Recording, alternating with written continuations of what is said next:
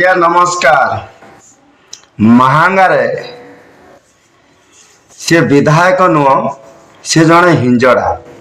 ଏକଥା ଆମେ କାହିଁକି କହିଲୁ?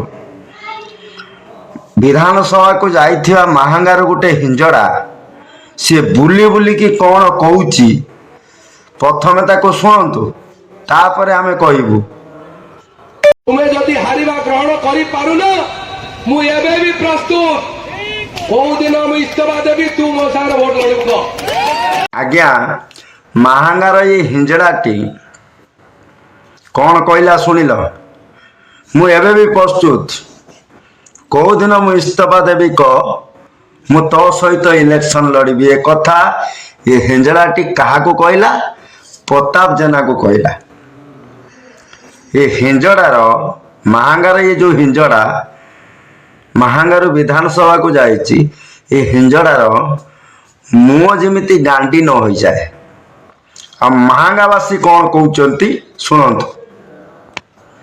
ଯଦି ପ୍ରତାପ ଜେନା ସାଙ୍ଗରେ ଲଢ଼ିବାକୁ ଅଛ, ବର୍ତ୍ତମାନ ତୁମେ ଅନାସ୍ଥାରେ ଏ ଯୋଉ ରିଜାଇନ୍ ଦିଅ। ଗାଣ୍ଡିର ଦମ ଅଛି ତ, ଯଦି ଲଢ଼େଇ କରିବାକୁ ମଇଦାନ ପରି ରିଜାଇନ୍ ଦେ।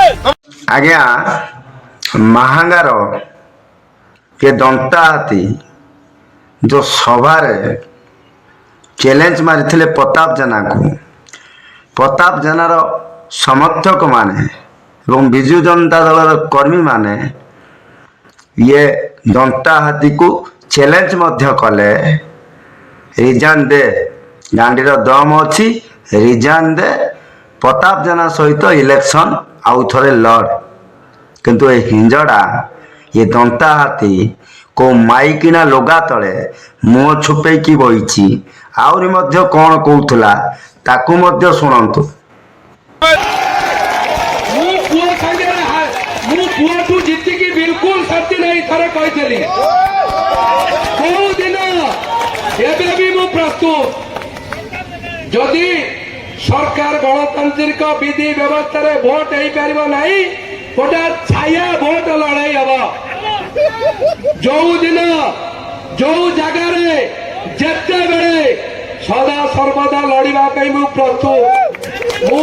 ଇଏ ଦନ୍ତା ମାଙ୍କଡ଼ କୁଆଡ଼େ ଛାଇଆ ଭୋଟ କରିବ ଏବଂ ପ୍ରତାପ ଜେନାଙ୍କ ସହିତ ଆଉ ଥରେ ଇଲେକ୍ସନ ଲଢ଼ିବ ବୋଲି ସଭାରେ ଚ୍ୟାଲେଞ୍ଜ କରିଥିଲା। ରିଜାଇନ୍ ଦେବ ଏବଂ ପ୍ରତାପ ଜେନାଙ୍କ ସହିତ ଆଉ ଥରେ ଇଲେକ୍ସନ ଲଢ଼ିବ। ଯେତେବେଳେ ପ୍ରତାପ ଜେନାଙ୍କ ସମର୍ଥକମାନେ, ବିଜୁ ଜନତା ଦଳ କର୍ମୀମାନେ ଇଏ ହିଞ୍ଜଡ଼ାକୁ ଖୋଲା ଚ୍ୟାଲେଞ୍ଜ କଲେ, ଗାଣ୍ଡିର ଦମ ଅଛି ତ ରିଜାଇନ୍ ଦେ, ଏ ହିଞ୍ଜଡ଼ା ଏ କଥା କୁହା କପିଳା ଦନ୍ତା ମାଙ୍କଡ଼ କେଉଁ ମାଇକିଣା ଲୁଗା ତଳେ ଚୋରଙ୍କ ଭଳି ମୁହଁ ଛୁପେଇକି ବଇଛି। ଏ କଥା ମାହାଙ୍ଗାବାସୀ କହୁଛନ୍ତି। ଇଏ ପାଗଳ, ଏ କଥା କୁହା କପିଳା ଯଦି ଗାଣ୍ଡିର ଦମ ଅଛି, ଯେମିତି ମୁହଁ ୟାର ଗାଣ୍ଡି ନ ହଉ, ଏ ରିଜାଇନ୍ ଦେଇକି ଦେଖୁ, ଆଉ ଥରେ ପ୍ରତାପ ଜେନାଙ୍କ ସହିତ ଇଲେକ୍ସନ ଲଢ଼ୁ। ଏଠୁ ଜଣାପଡ଼ୁଛି ଏ ହିଞ୍ଜଡ଼ା କେବଳ କଥା କୁହା କପିଳା।